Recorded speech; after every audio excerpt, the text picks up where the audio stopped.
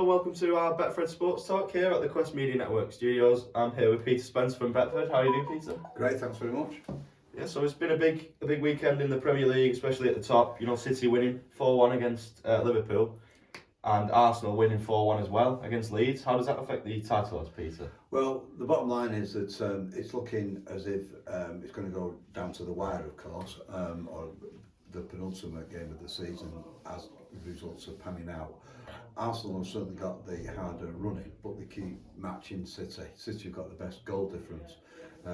So at the top of the table, we've got Betfred have Arsenal 8-11 to win the Premier League outright, and City 11-10. So it's clearly between those two. And we do think that the way City are performing, they're kind of coming good at the right time, and they've got the Champions League to contend with.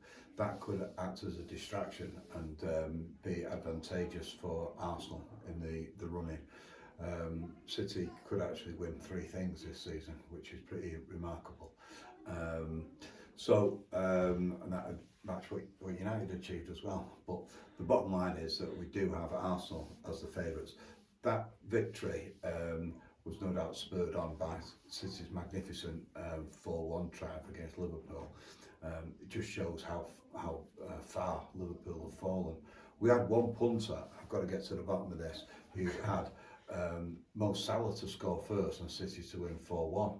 Oh, so really? the odds on that was like 300 to 1. Yeah. But anyway, I'm going to track him down at a later point, and hopefully I'll be able to bring you news about who that amazing punter is and how much he put on and everything. Yeah, but definitely. it was an incredible bet, that.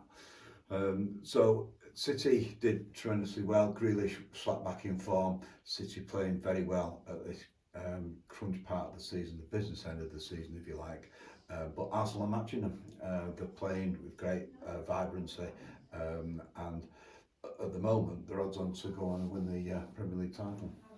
That's great. And United, on the other side of Manchester, obviously not as good as their rivals, losing 2-0 away to Newcastle. First of all, what do you make of that performance? And obviously that now means that Newcastle go above United in the table. Yeah, well, it was an abject performance. That it was. I thought United didn't really match the tenacity, and they didn't. Was Newcastle the home team? The fans massively got behind Newcastle, especially when they went in the lead. Some very, very odd substitutions towards the end. Rashford really didn't get going, and it was a poor performance, probably one of the worst for about 2 or 3 months for United, and came at a bad time because United and Newcastle are going head to head for the 3rd and 4th places in the Premier League, the top 4 finish. The likelihood is that they'll both get the top 4 finish. One will be 3rd and one will be 4th.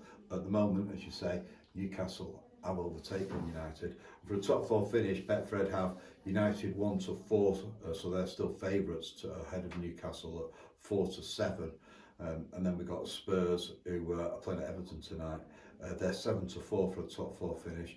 Liverpool, well, we've still got them in with a shout, 11-4. And Brighton is everyone's second favourite team at the moment. They're the dark horses of this campaign. They're 5-1 with Betfred to snatch a top 4 finish. And United are back in action as well on Wednesday night. They're playing Brentford. Have you got any odds for us for that one? Yeah, well, United are odds on. They're 3-5.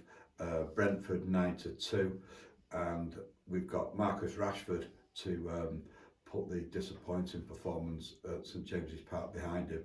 He's 11-4 with Betfred to score first. Martial, thought he made an impact when he came on. 7-2. Bruno 5-1, and Anthony 6-1. And if you really do think United will bounce back, the most popular scoreline better amongst them is United to win 3-0, which is 11-1 at Betfred. And you can imagine that Ten Hag will have his charges well and truly charged up for a game like this. And it's not sort of getting any clearer who's maybe going to go down this year. It's very tight at the bottom. All the teams down there winning, Bournemouth, Palace and West Ham. Have you got any sort of relegation odds for us, Peter? Well, we have. Remember, this is before Everton against Spurs.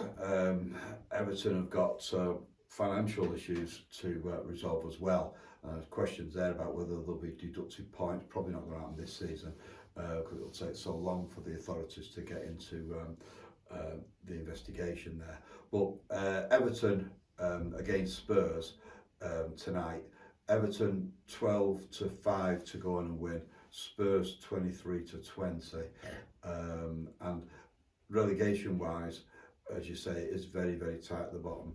We've got Southampton as the favourites to be relegated. They're 2-9. Nottingham Forest 10-11. Bournemouth, they're evens. Everton still right in this thick of it there. They're 7-4. Leeds 5-2.